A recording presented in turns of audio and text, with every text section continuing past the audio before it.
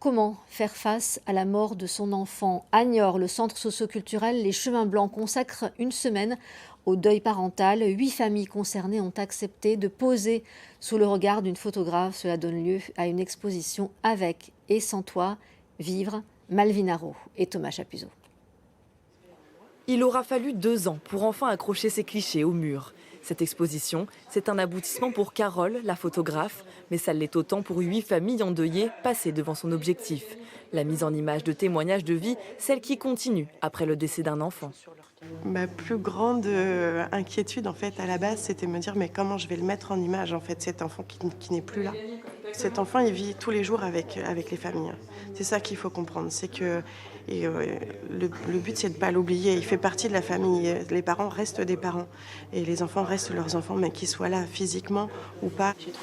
Armelle, Anne-Laure et les autres n'ont pas la même histoire et avancent à leur rythme dans le processus de deuil. Mais pour toutes, exposer leur quotidien de cette façon participe à une certaine résilience. Il y a un déclic sur le côté, oui, en fait, on montre qu'on peut en parler. C'est pas contagieux, c'est pas contagieux, c'est pas honteux. Le deuil, c'est une épreuve qui est pleine d'étapes et que on s'en relève et que aujourd'hui, on est fiers de montrer que la vie, elle revient en fait après ça. Et je pense que là, pour le coup, l'expo, elle est réussie parce qu'on voit bien qu'il y a plein de sourires et que rien n'est figé en fait dans la tristesse. En une semaine, près de 200 visiteurs sont venus jeter un œil aux photos et discuter du deuil parental. Parmi eux, des parents concernés par la perte d'un enfant qui sont venus chercher réconfort et conseils auprès des familles photographiées. Je pense que cette expo photo, elle est là pour briser les tabous, ça c'est sûr, et permettre à ceux qui vivent le même drame de se dire, voilà, on peut en parler, il y a des moyens, il y a des structures. Ces sourires sur les visages, c'est tout ce qu'espérait le centre socioculturel à l'origine du projet, la plus belle des récompenses.